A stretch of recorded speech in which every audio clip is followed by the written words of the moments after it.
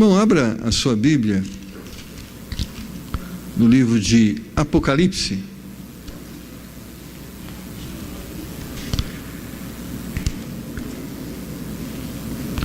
E no capítulo 1,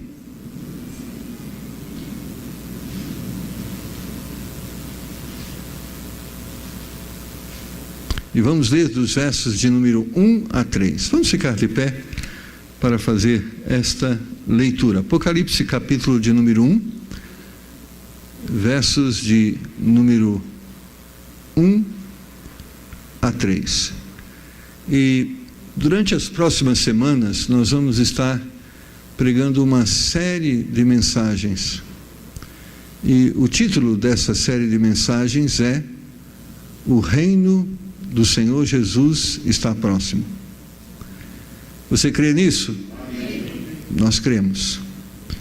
Então, gostaria que você estivesse orando e atento, porque se o reino de Jesus está próximo, que bênção, porém nós devemos estar preparados para ele e devemos estar fazendo nesse tempo o que Deus espera de nós para a manifestação da sua presença e o domínio do seu reino.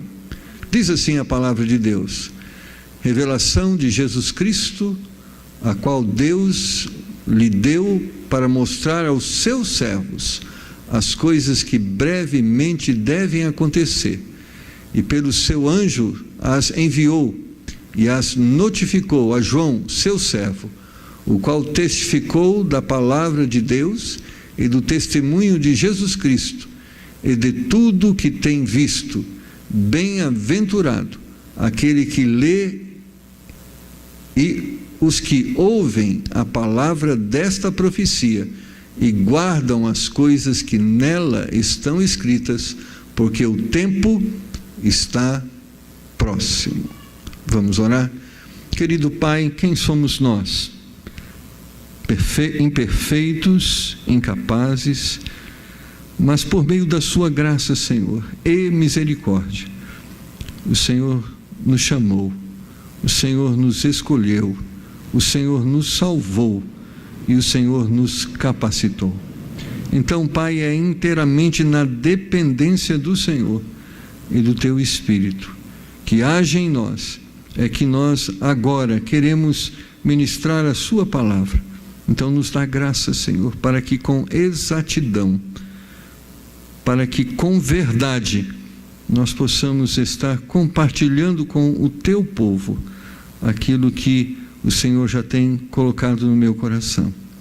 Dá-nos graça para compreender e corresponder. Pai, nos liberta de tudo aquilo que pode nos afastar do propósito que o Senhor tem estabelecido. Pedimos isso no nome do Senhor Jesus Cristo. Amém. Podeis assentar, irmãos.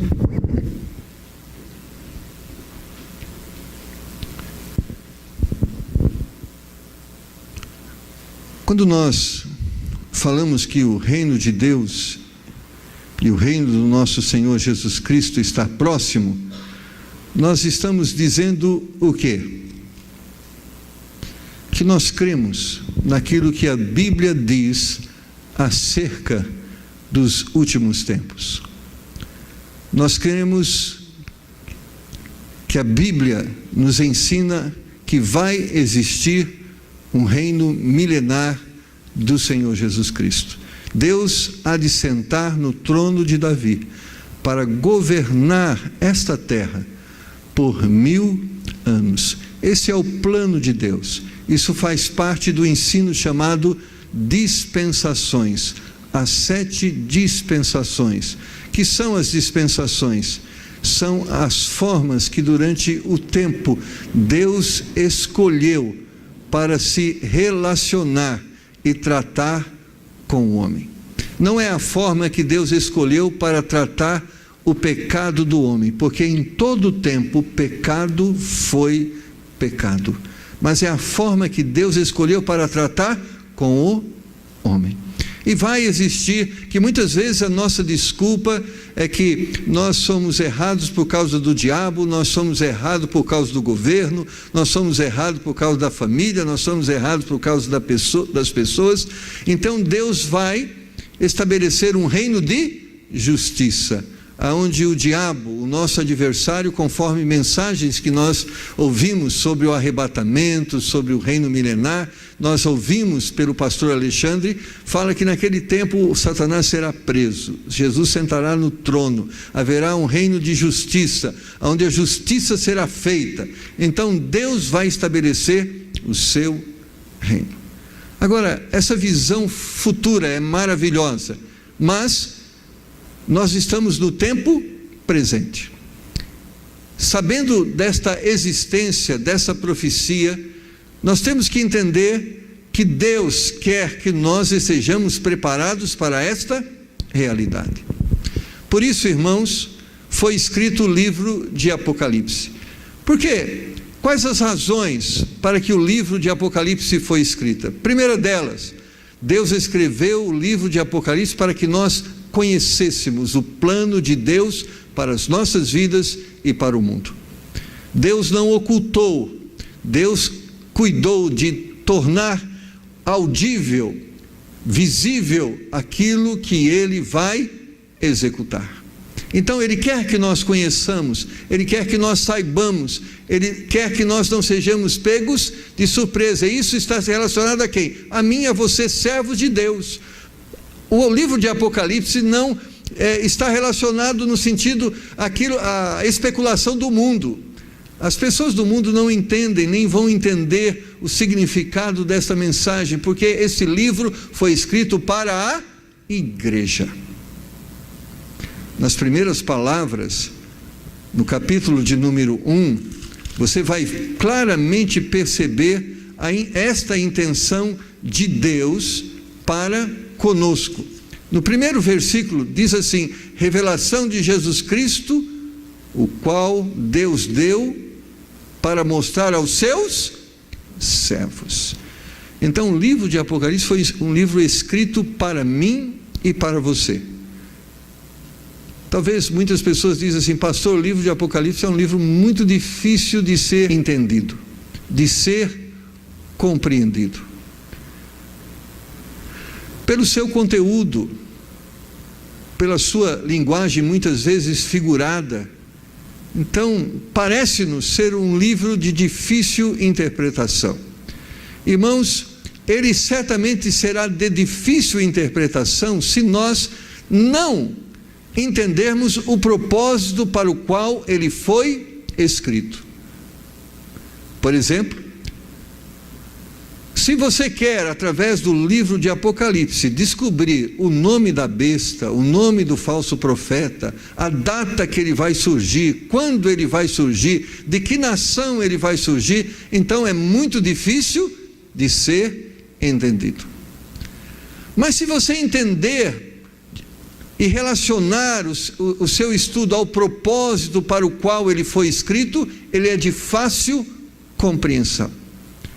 Vamos aqui adentrar ao ambiente em que o livro de Apocalipse foi escrito.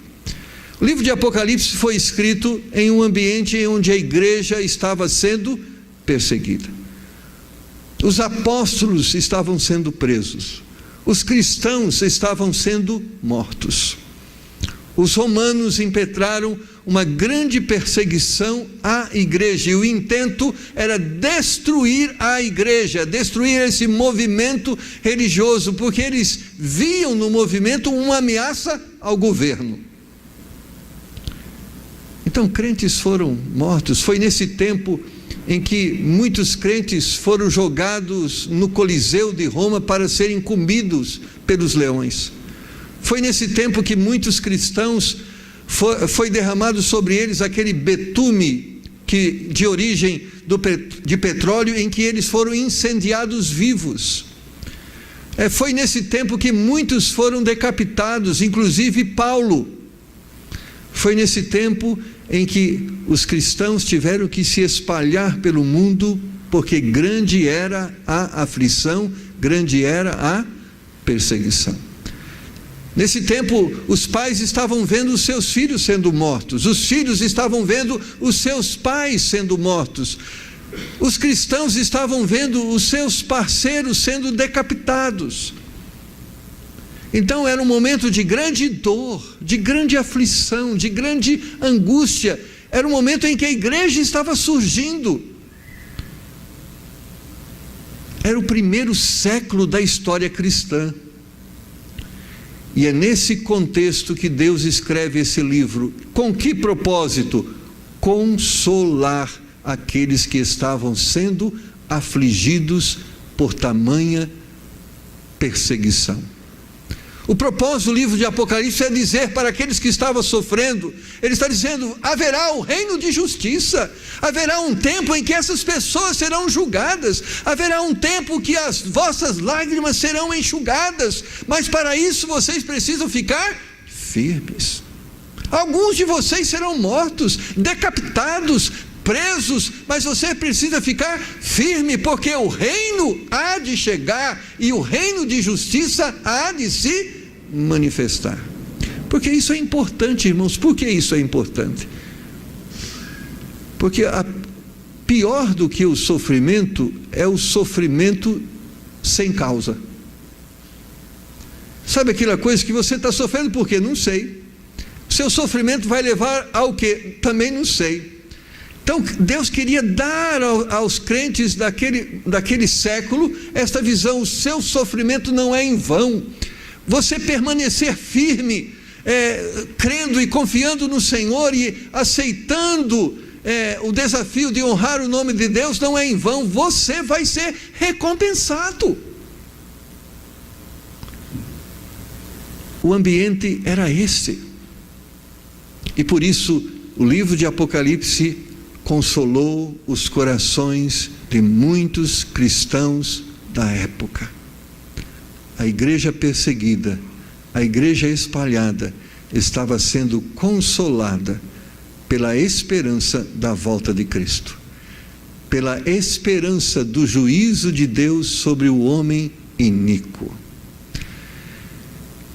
Por que nós estamos, e Deus colocou no meu coração para que a gente estivesse estudando esse livro, e sobretudo o começo desse livro, nesse começo desse ano, irmãos, porque muito daquilo que existia naquele tempo está existindo no nosso tempo. Quando nós vamos lá para o livro de Mateus, e no capítulo de número 24,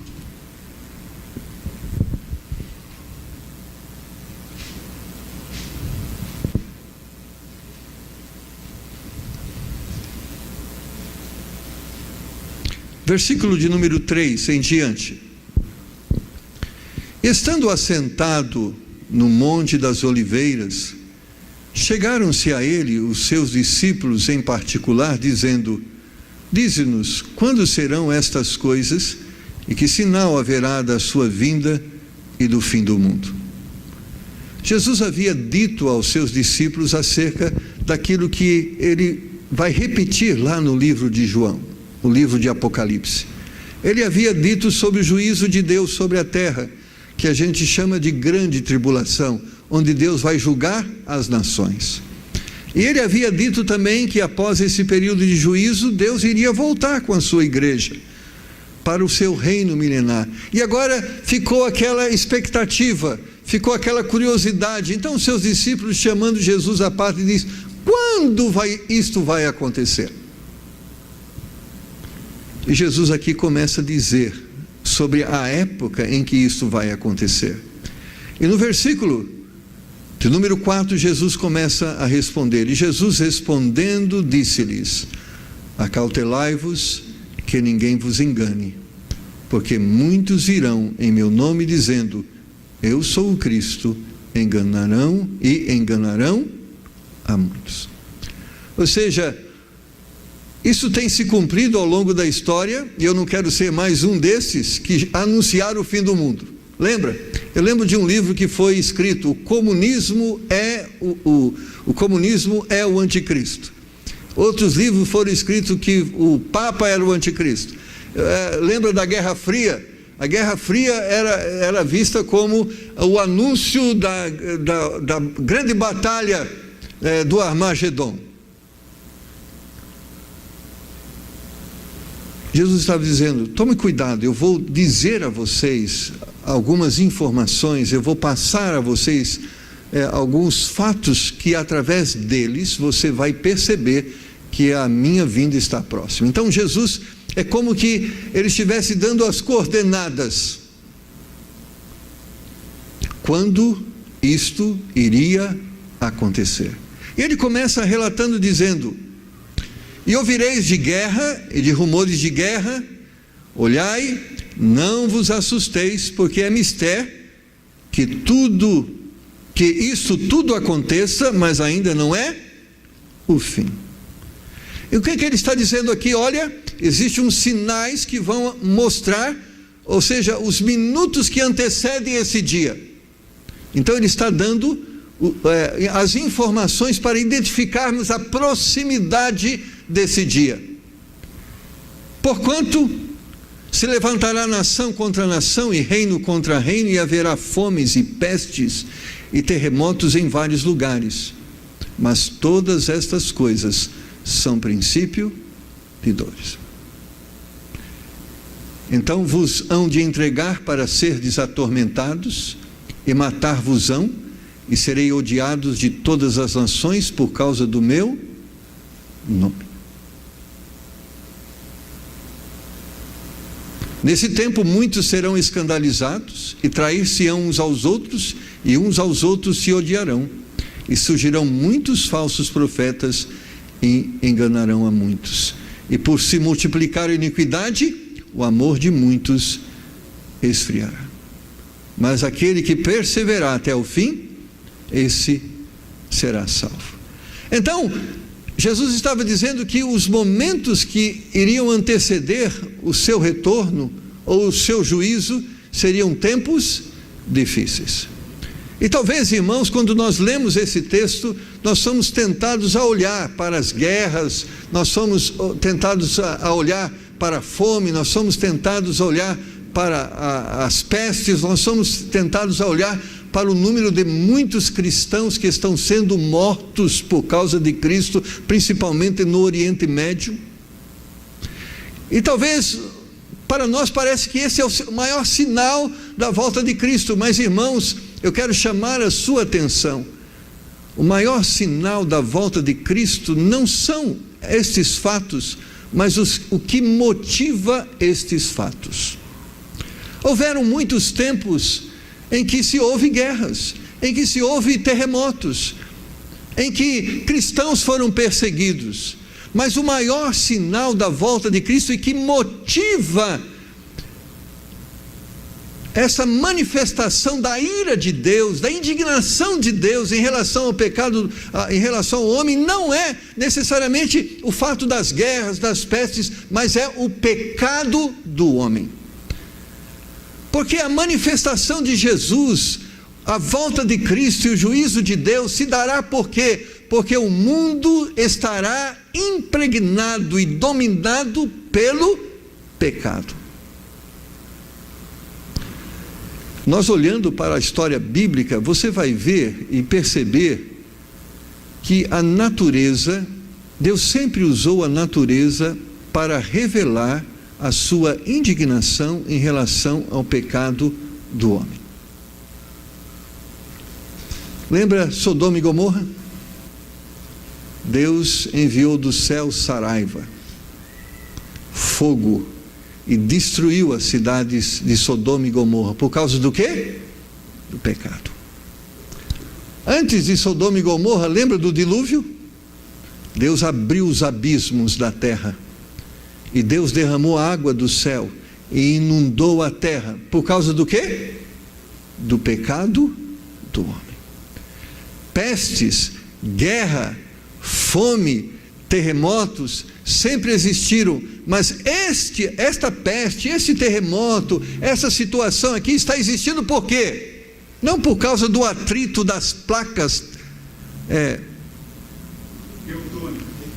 tectônicas, mas está acontecendo por causa do pecado do homem. Deus está usando a natureza para protestar contra o homem. Irmãos, Deus está usando a natureza para protestar contra o pecado do homem brasileiro. Eu creio nisso.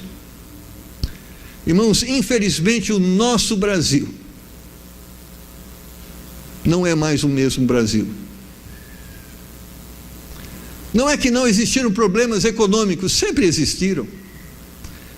Não é que não houveram outros tempos de insegurança, houveram outros tempos de insegurança, mas nunca a nossa nação foi tão mergulhada no pecado quanto o tempo em que nós temos vivido. Aonde a imoralidade está sendo legalizada e ordenada, aonde o modelo de família divino e bíblico está sendo combatido e recriminado. Hoje é crime defender os valores bíblicos, é crime defender o modelo de família bíblico. E o triste, quando nós vemos a visão, houveram outras cidades como Pompeia que se mergulharam em tamanha imoralidade. Houveram reinos poderosos como o de Roma, que foram destruídos por Deus, e os reis destituídos do seu trono, porque mergulharam em tamanha imoralidade. A imoralidade sempre esteve presente no mundo, mas irmãos, o que aponta para o cumprimento profético no livro de Apocalipse é que a imoralidade é generalizada, não é só no Brasil, é na Europa, é na África, é na Oceania, é no mundo inteiro. O homem está se inclinando ao pecado. Eu nem sei em que proporção as notícias são verdadeiras ou não. Hoje eu estava lendo sobre uma notícia que está relacionada à Alemanha, onde crianças de 6 anos estão sendo expostas pela escola, pela educação do país, a assistirem relacionamento físico entre homem e homem, mulher e homem, para que eles sejam educados sexualmente desde a infância. Aonde recentemente a Holanda aprovou uma lei que dava liberdade ao homem se relacionar com o animal.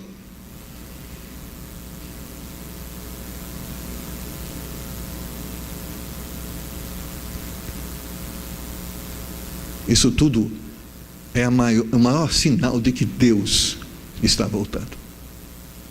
Porque se nós nos indignamos com estas coisas, muito mais Deus, o santo Deus. Porque nós, em função do nosso estado pecaminoso, muitas vezes somos tolerantes com muitas destas coisas, mas diante da santidade de Deus, cada uma destas coisas e outras coisas que para nós são menores, isto fere os olhos de Deus e o enche de indignação. Então, pestes, terremotos, não é um sinal da volta de Cristo, mas o pecado que motiva as pestes e os terremotos é o maior sinal da volta de Cristo.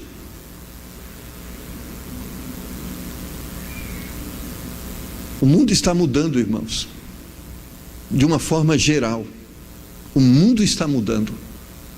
Os Estados Unidos, que foi o berço missionário para muitos países do mundo, como diz a declaração do Obama quando ele subiu no poder, nós não podemos dizer que somos uma nação cristã mais, porque também somos muçulmanos, somos católicos, somos espíritas e outras coisas que ele disse no seu discurso. A Alemanha e grande parte da Europa, que foi o berço da reforma, aonde pessoas se levantaram ali para protestarem, hoje são nações que praticamente são dominadas pelo ateísmo e o número de cristãos, na maioria delas, se resume a 5%. Nós vivemos uma realidade em que o homem está distanciando-se de Deus e se entregando ao pecado.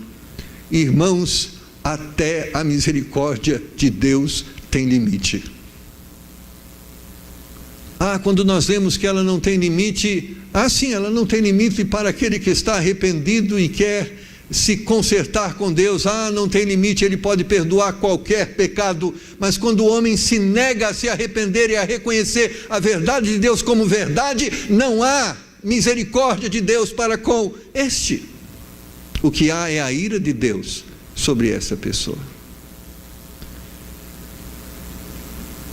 Por que estamos dizendo isso? Mas é certo, Deus está voltando, porque o mundo está sendo dominado pelo pecado e é necessário que se manifeste a juízo de Deus sobre a criação de Deus. Por quê? Porque Deus prometeu lá não mais destruir toda a raça humana por meio do dilúvio. Deus disse: eu não vou mais permitir que toda a raça seja destruída e haja um recomeço. Ele diz: eu vou intervir para que não chegue neste ponto.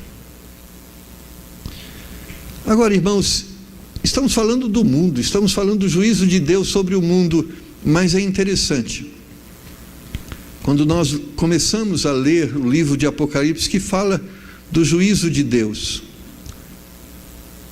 que fala da justiça de Deus.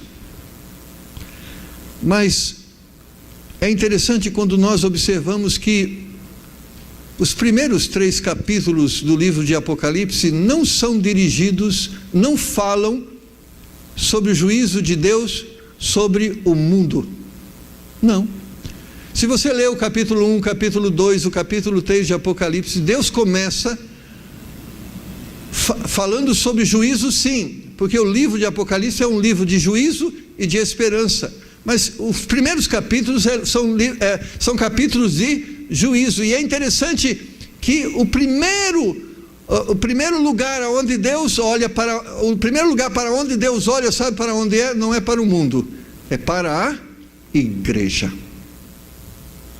O juízo de Deus começa pela igreja, porque é assim que Ele diz. Quando Ele vai falar aos seus discípulos, quando Ele vai exortar, Ele diz assim: antes de você querer tirar o cisco do olho do seu irmão, você tira a trave que está no seu olho. Lá em 1 Coríntios capítulo 11, no texto que Paulo fala sobre a ceia, ele está dizendo que nós deveríamos julgar a nós mesmos. Então, antes de Deus julgar o mundo, Ele está julgando quem? A igreja. Não é juízo simplesmente aqui de condenação, não é juízo para levar o homem ao inferno, mas é juízo para levar o homem ao arrependimento, à santidade. Então Deus está exortando a igreja dele antes que chegue este dia. Porque lá no texto de 1 Coríntios capítulo 11, Paulo ensina dizendo que Deus não nos julga, Deus nos disciplina, para que nós não sejamos disciplinados com o mundo. Se nós formos lá para Hebreus capítulo de número 12, Hebreus capítulo de número 12, Deus sempre me leva a recordar esse texto, porque nós não devemos esquecer dele.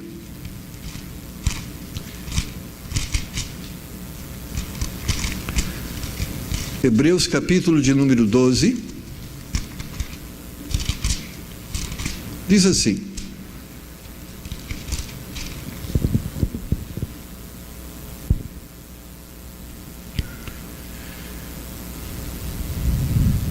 versículo de número 5: e já vos esquecestes da exortação que argumenta convosco como filhos? Filho meu, não desprezes a correção do Senhor, e não desmaies quando por ele fores repreendido, porque o Senhor corrige o que ama e açoita a qualquer que se recebe por filho. Se suportais a correção, Deus os trata como filhos. Porque que filho há a quem o pai não corrija? Mas se estais sem disciplina, da qual todos são feitos participantes, sois então bastardos e não filhos. Então, por que Deus começa o seu juízo ou julgar o mundo pela igreja? Porque Deus tem um compromisso com a igreja. Irmãos, quando nós aceitamos o Senhor Jesus Cristo como nosso Salvador, Deus assumiu um compromisso de nos levar para o céu. Você crê nisso? É verdade. Deus assumiu um compromisso de nos levar para o céu, e Ele vai nos levar para o céu. Agora, Ele não vai nos levar para o céu em pecado. Ele vai nos disciplinar a fim de que nós estejamos em santidade, porque Ele vem buscar uma noiva sem mácula, sem rugas, sem pecado, porque a igreja de Deus é santa. E quem é a igreja de Deus? Sou eu e é você. Nós somos a igreja de Deus. Então, por isso, o livro de Apocalipse começa com Deus julgando a igreja. Por quê? Porque também a igreja vai sentar-se ao lado de Cristo para julgar o mundo. E para julgarmos o mundo, nós precisamos ser melhores do que o mundo. Isso é muito importante, irmãos. Nós entendermos, Deus entende que somos pecadores, mas Deus não aceita o nosso pecado. Deixa eu dar um exemplo para você entender. Giovanni é uma criança. Giovanni tem quantos anos? 4 anos? Nem isso. 3 anos? Agora, ele é criança e ele faz coisas de criança. Agora, entre as coisas de criança que ele faz arte, coisas erradas.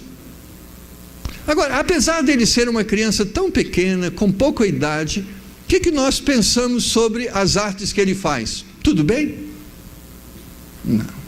Nós entendemos que ele é criança, mas não podemos aceitar que essas atitudes erradas possam se enraizar ao ponto de que ele se torne uma criança mal educada. E para que isso não aconteça, o que acontece? Seu pai o disciplina, sua mãe o disciplina, para que ele seja a criança que ele deve ser. Deus entende que somos pó. Deus entende que somos frágeis. Deus entende que somos crianças espiritualmente falando. Mas apesar de Deus entender que somos crianças espiritualmente falando, Ele não nos disciplina para que não sejamos adultos rebeldes. Então Deus corrige a sua igreja. Então, se você é um cristão e está andando por caminhos errados, o que você pode esperar de Deus? Disciplina. Deus vai te corrigir. E por que Ele vai te corrigir? Para que você não seja condenado com o mundo. Então Ele vai te corrigir. Ah, mas pastor, eu estou fazendo coisa errada, mas eu estou sendo abençoado. Isso que o Senhor está dizendo não é verdade. Então, volta aqui comigo para o texto. Se estáis sem disciplina, da qual todos são feitos participantes, não sois filhos, mas bastardos. Ou seja, se Deus não está te levando ao arrependimento, estando você vivendo em pecado e sendo você um cristão, então abre o seu olho, porque talvez você não seja salvo. Essa é a verdade que Deus diz na sua palavra. A salvação frutifica, a salvação torna-se visível através de nossas atitudes. Tiago escreveu uma carta dizendo que a fé sem as obras é morta. Crente que não tem atitude de crente, ou não é crente, ou deve estar sob disciplina. É isso que a Bíblia diz. Eu não estou duvidando da sua salvação, nem estou dizendo que você vai perder a sua salvação. Mas a Bíblia diz que aqueles que estão em pecados e não se arrependem, não é porque perderam a sua salvação, nunca foram salvos. Mas se você é cristão e está vivendo em pecado, espere, Deus vai disciplinar. E disciplina não é simplesmente Deus vai pegar um pedaço de pau e descer sobre a sua cabeça, não é isso. Deus vai te levar à obediência, é esse o sentido da disciplina de Deus. E não importa o que Ele precisa fazer, Ele vai fazer tudo o que Ele pode fazer. E tudo que Ele pode fazer é preciso e vai levar você ao arrependimento. Se você é cristão, é questão de tempo, você vai chegar diante dele e vai dizer: Deus, eu estou errado.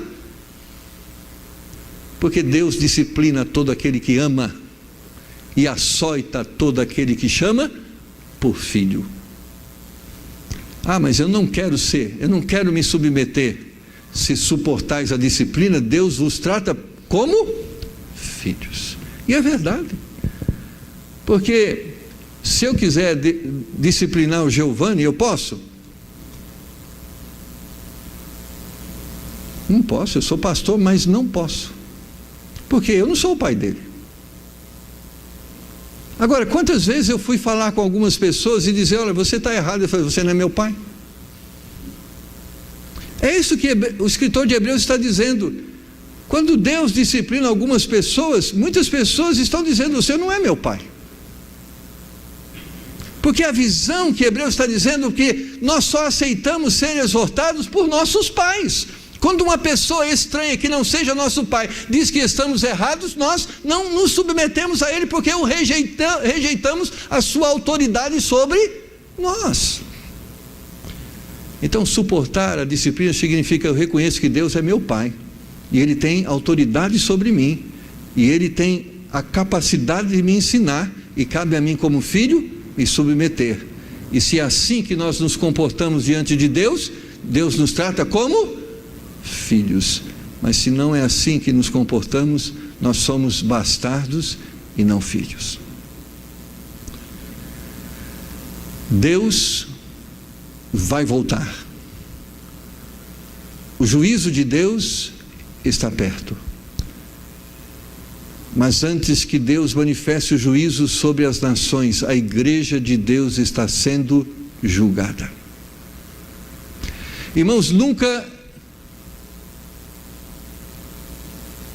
o evangelho foi tão cercado de escândalos.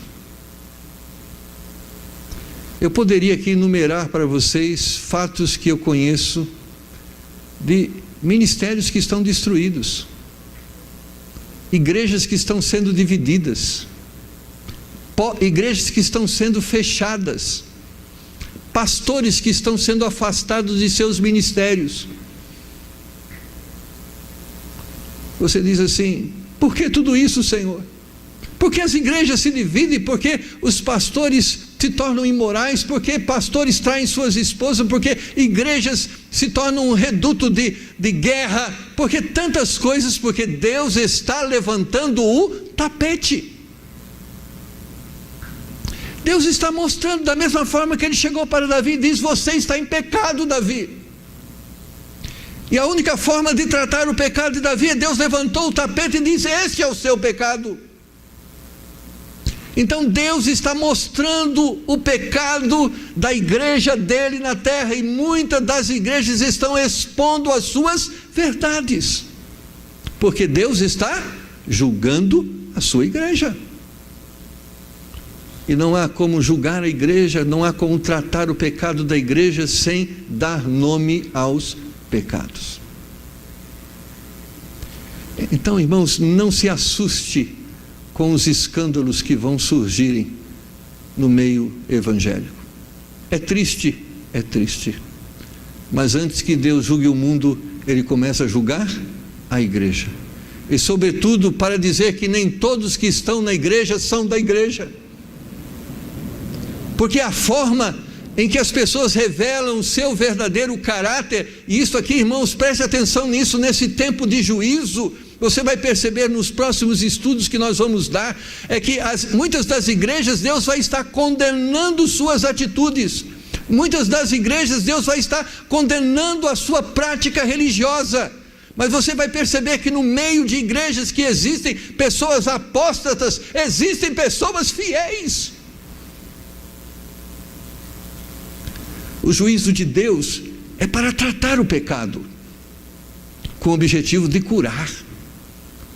Mas ele só pode curar o pecado daquele que é seu filho, porque o efeito do sangue de Jesus Cristo só tem sobre a vida dos seus filhos. Então é um tempo de dificuldade no mundo, mas é um tempo de dificuldade no meio evangélico.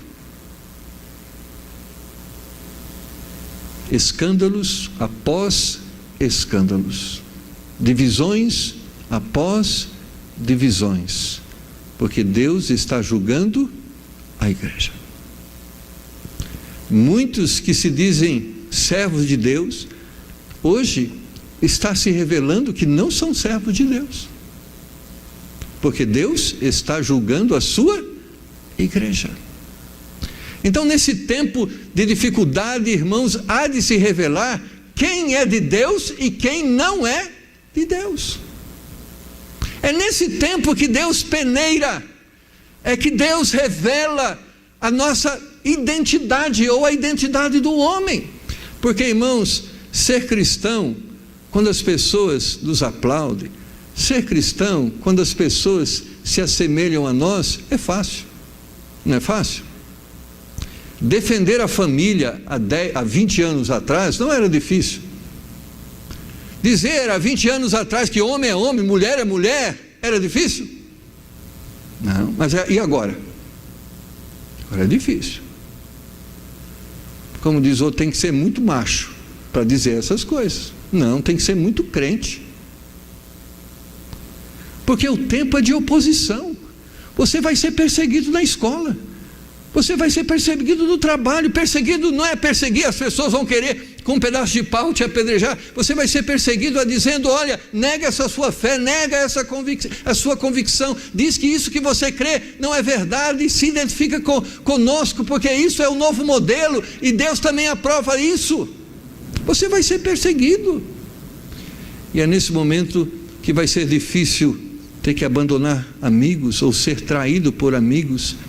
É nesse momento que vai ser difícil abrir mão da fama e da sociabilidade. É nesse momento que vai ser difícil abrir mão de um trabalho, onde você, através dele, sustenta a sua casa. É nesse tempo aonde nós vamos revelar a qualidade da nossa fé. Porque ser crente na igreja, irmãos, é fácil, amém? Difícil é dizer amém lá fora para Deus e ser contrário ao diabo lá fora. Aqui é fácil. Existe um movimento muito forte no meio evangélico para a aceitação da homossexualidade como algo natural. Abre aspas.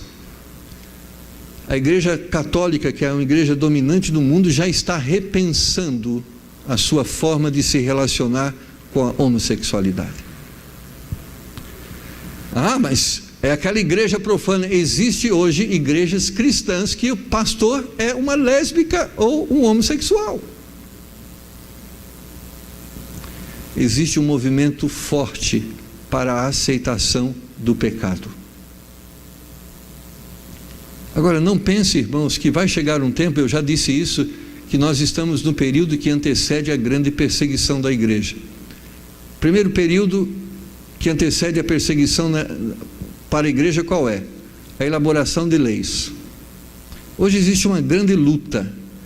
Não é luta para alguém chegar aqui e fechar essa igreja. A primeira luta é criar lei que possibilite um dia entrarem aqui e fechar a igreja. O primeiro passo não é fechar a igreja, o primeiro passo é criar a lei. E o Congresso tem trabalhado sobre a orientação do poder dominante do nosso país, tem trabalhado para criar as leis que vão fechar as igrejas e que vão colocar pastores na prisão. Estão sendo criadas as leis, e depois que as leis forem criadas, a igreja será perseguida. Então, esse nome de nova organização social, precisamos entender os direitos de fulano de tal, de ciclano de tal, em nome da ordem, em nome da organização que está por trás, é a formação de uma base para perseguir aqueles que pensam contrário àquilo que Satanás pensa. Deus está voltando. E essa primeira mensagem, eu queria que você entendesse isso. Olha a sua volta e perceba isso. Maior sinal da volta de Cristo, a apostasia, o pecado. E o pecado não só domina o homem mas ele está dominando a igreja de Deus. A igreja de Deus do último século é apóstata. Ela tem se afastado da palavra. Quando líderes religiosos, quando falam do matrimônio, ele diz para as famílias que estão em conflito, que estão em briga, em intriga, ele diz: você não pode basear o seu relacionamento na cultura ultrapassada bíblica. Dizendo o que com isso? Que não se separar é cultural, não é dogmático, não é doutrinário, é cultura. Então naquele tempo isto era ensinado, mas isso não precisa ser seguido hoje, porque o importante é que você aceite Jesus Cristo como seu Salvador e você vai ser salvo. É interessante que isso, irmãos, está enraizando na mente dos crentes.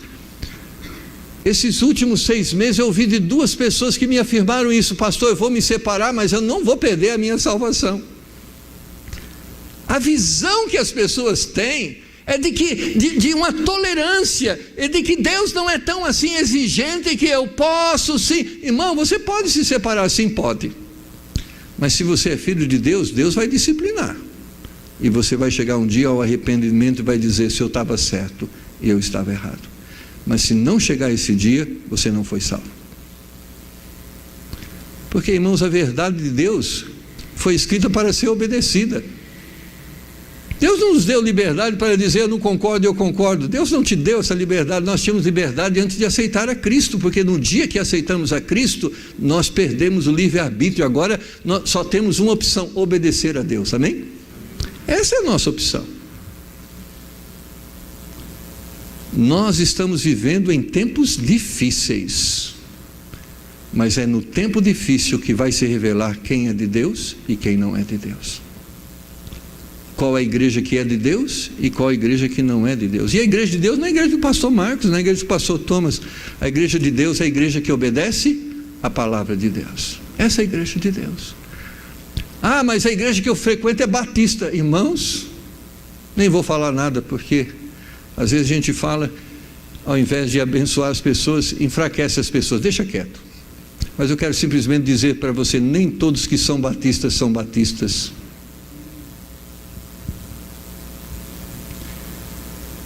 Jesus está voltando e Ele está julgando a sua igreja, e nós vamos falar sobre esse juízo de Deus. Próxima mensagem: o que Deus pensa da igreja, da nossa igreja. O que Deus pensa sobre você. Irmãos, que Deus tenha misericórdia de nós para essa realidade. Não quero que você se assuste. Essa mensagem não tem por propósito assustar você. Quando é a mesma coisa que você tem, a sensação que você tem quando começa a ler o livro de Apocalipse e vê os dragões, e vê as taças sendo derramadas, e vê os selos sendo abertos, e fala: meu Deus, estamos perdidos. Não, isso não é para você. O que está escrito no livro no livro de Apocalipse para você está dizendo: e Deus enxugará dos olhos toda lágrima, e eis que está descendo do céu a nova Jerusalém, e vejo um novo céu e a nova terra. É isso que é escrito para nós, porque essas coisas não estão sendo escritas para nós, está sendo escrita para o mundo. Para nós é bênção, é salvação, é o reino eterno de Cristo, é estarmos com Ele nesse reino. Essas são as bênçãos. Então o que eu estou dizendo para você é: não se apavore, mas estou dizendo: se alegre, a justiça há de se manifestar. Porque, irmãos, nós que servimos a Deus com integridade, quando nós olhamos para esse mundo, cresce uma indignação em nosso coração. Ou você não fica indignado quando aquele menor, aquela policial que estava esperando o seu filho na porta da escola, ele chega lá e dá um tiro no olho dela? Não te indigna? Não te enche de indignação o seu coração? Enche no nosso. Quando netos exploram seus avós financeiramente, irmãos, e tem avós que estão sendo explorados por filhos e netos. Sabe como eles estão explorados? Estão usando o crédito que eles têm no INSS para que eles peguem dinheiro. E sabe o que esses netos ou filhos fazem? Não pagam. E sabe o que acontece com a aposentadoria do ancião? É diminuída. Estão aí fazendo injustiça. Filhos e netos, é a estatística que o INSS aponta. Mas, irmãos, essa indignação é natural no coração do crente. É como que um clamor: Deus, manifeste justiça, porque o mundo está cheio de injustiça. Deus, aqueles que querem fazer o bem estão sofrendo, os honestos estão pagando um alto preço. Deus, estamos clamando por justiça, não por vingança. Nós estamos dizendo, nós queremos a lei perfeita, nós queremos que esta lei perfeita seja obedecida, porque nós amamos a ordem, nós amamos a decência, nós amamos a disciplina, nós cremos que o filho tem que obedecer o pai, que o pai deve respeitar e amar os seus filhos. Nós cremos na ordem, nós cremos nos bons valores. Então, por isso, irmãos, cresce em nosso coração uma oração: ora venha, Senhor Jesus. Não estamos orando, ora venha, Senhor Jesus, porque queremos ficar livre das dívidas. Não estamos orando, ora vem, Senhor Jesus, porque estou cansado de ter dor e enfermidade. Nós estamos dizendo, ora vem, Senhor Jesus, porque eu tenho dívida para pagar e não consigo pagar. Nós estamos clamando, ora vem, Senhor Jesus, porque não suportamos tamanha injustiça. Em ver a sua igreja sendo destruída, o seu nome desonrado, ao ver as famílias sendo destruídas, os meninos, as meninas sendo abandonadas, então nós dizemos, ora vem, Senhor Jesus. É o clamor da igreja de Deus. Mas, irmãos, se a vinda do Senhor Jesus é um consolo para nós, ó quão será terrível para aqueles que não são do Senhor Jesus. A Bíblia diz, e eu quero encerrar, que quando o juízo de Deus se manifestar para os seus escolhidos, muitos deles serão mortos, perseguidos, maltratados, mas serão consolados, fortificados e honrados. Mas a Bíblia diz para aqueles que não são filhos de Deus, que muitos deles procurarão a morte e não alcançarão. Ó, quão terrível será esse sofrimento. A Bíblia diz, nunca houve nenhum fato que vai se assemelhar àquilo que há de vir. Você já viu histórias como de Sodoma, como do dilúvio? Nunca houve fatos que se relacionam com aquilo que há de vir, com a manifestação da ira de Deus sobre o homem. E sabe o que deve existir em nosso coração? Temor. Sabe o que é temor? Nós vamos comparecer diante de Deus e Deus há de julgar-nos. Nós estamos diante de Deus e Deus está nos julgando. Existem dois caminhos. Se nós somos filhos, nos arrependemos do nosso pecado, somos purificados e participamos da bênção do seu reino. Mas se não somos filhos, vamos ser condenados e destinados ao inferno. Que destino você quer? Estar ao lado de Cristo no seu reino ou no inferno, sofrendo as consequências do seu ato?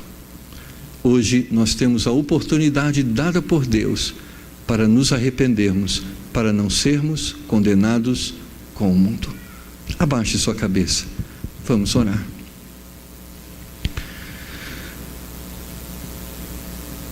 Existe uma verdade, Senhor, que nem sempre a reconhecemos.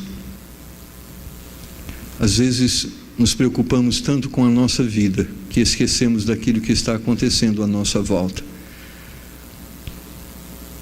Tu nos deste um binóculo para poder enxergar e reconhecer os fatos e relacioná-los àquilo que o Senhor escreveu na sua palavra. E quando usamos as informações que a tua palavra nos dá, nós afirmamos, nós percebemos, nós reconhecemos que Jesus está voltando. E é nosso dever como igreja anunciarmos o retorno de Jesus Cristo. É nosso dever como igreja alertarmos as pessoas acerca desta verdade. E por quê, Senhor? Porque ainda hoje o Senhor quer salvar. Ainda hoje o Senhor quer purificar. Ainda hoje o Senhor quer libertar.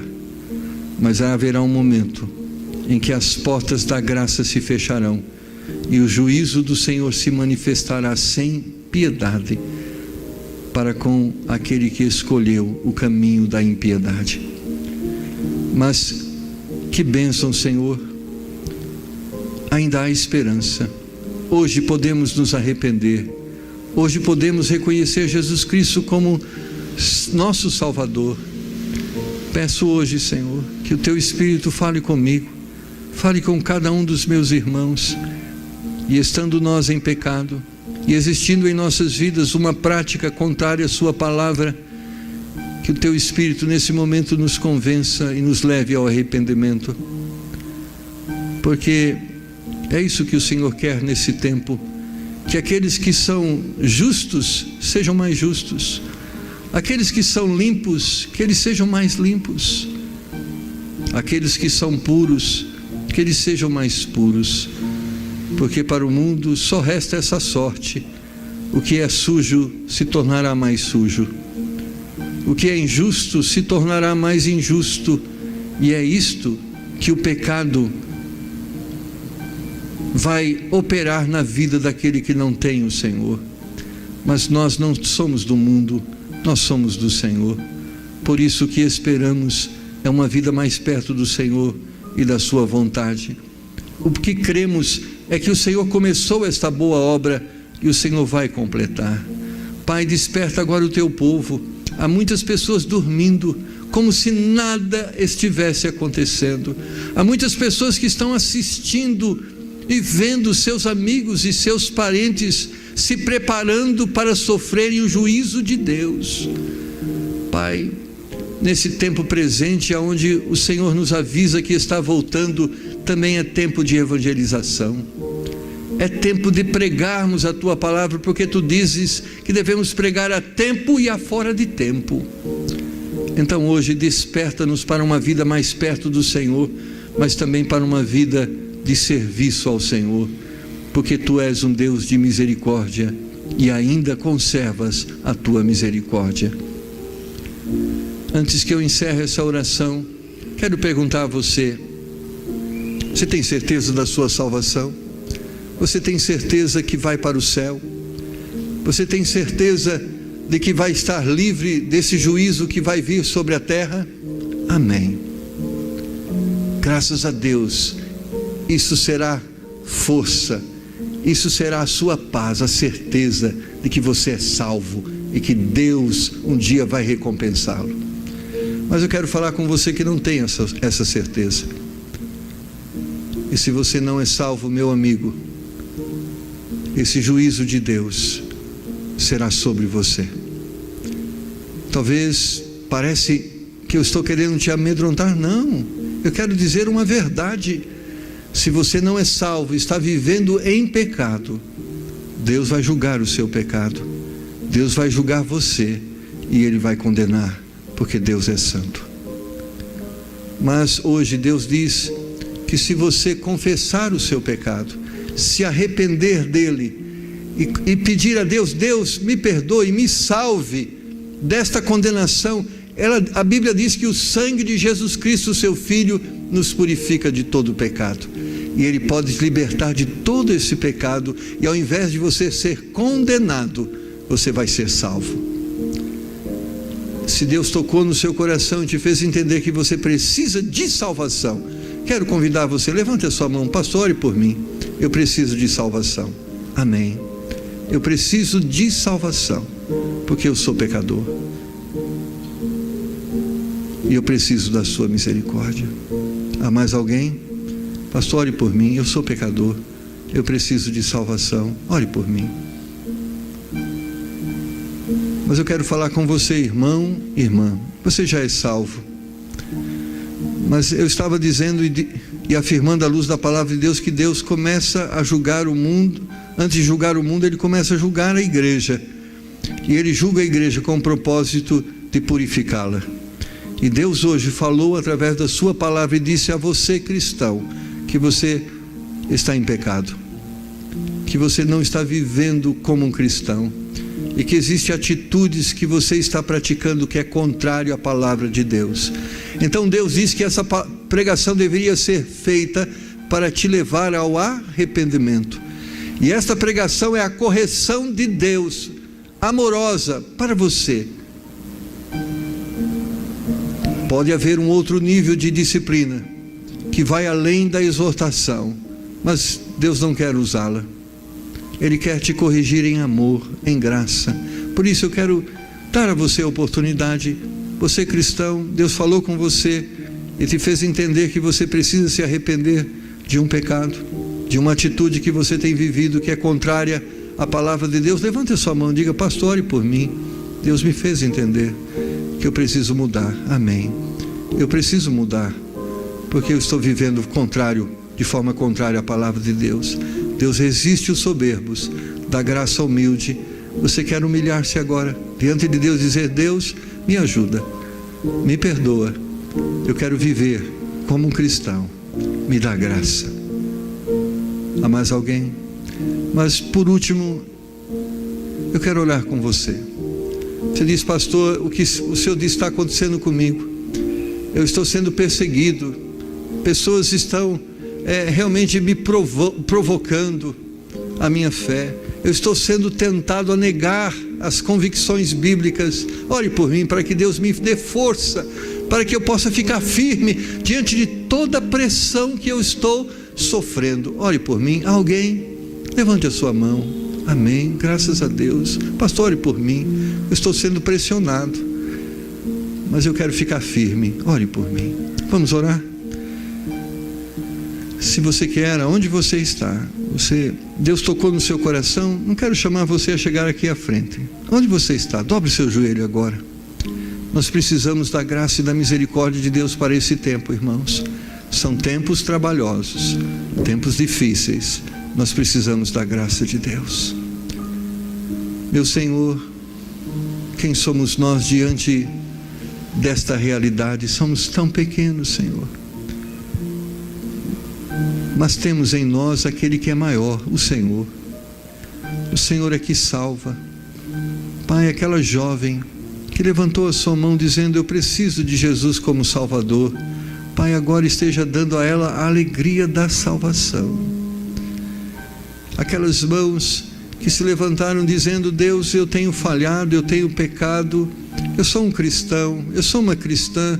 Pai, estas mãos que reconheceram-se pecadores, que possam ser consolados pelo perdão. Pai, aquelas pessoas que levantaram suas mãos dizendo: Deus, eu estou sob pressão, há uma luta muito grande, Satanás tem me perseguido, usando pessoas, me dá graça para ficar firme. Pai, dá a graça, dá o poder do Teu Espírito Santo, e que tira todo o temor, tira todo o medo, e dá um espírito de ousadia, Senhor, para que diante dos obstáculos o nome do Senhor seja glorificado e honrado. Abençoa a nossa igreja, Senhor, esse povo que está reunido aqui na Alameda do Jurupis 1270, nos dá graça, Senhor, de sermos uma igreja segundo o Teu coração. Ajuda-nos a nos mantermos distantes do mundo, nos ajuda a permanecermos fiéis à Sua palavra. Consola o Teu povo agora, Senhor, conforta os seus corações.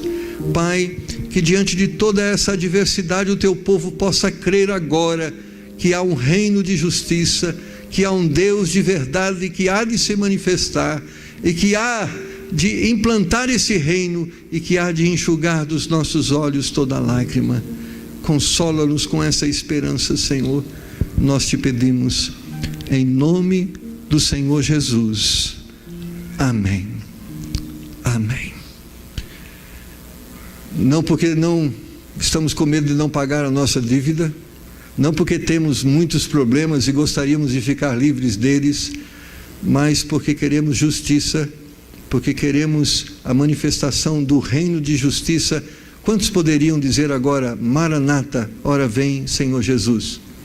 Vamos dizer: Maranata, ora vem, Senhor Jesus. Amém? Porque queremos a justiça de Deus. Amém, irmãos? Que Deus possa te confortar, te consolar e te dar uma semana de vitória em nome do Senhor Jesus. Batalhe essa batalha honrando o nome do Senhor. Amém? Que Deus te abençoe, cumprimente o seu irmão e fortaleça o seu irmão com um sorriso, com uma manifestação de amor. Amém? Que Deus te abençoe.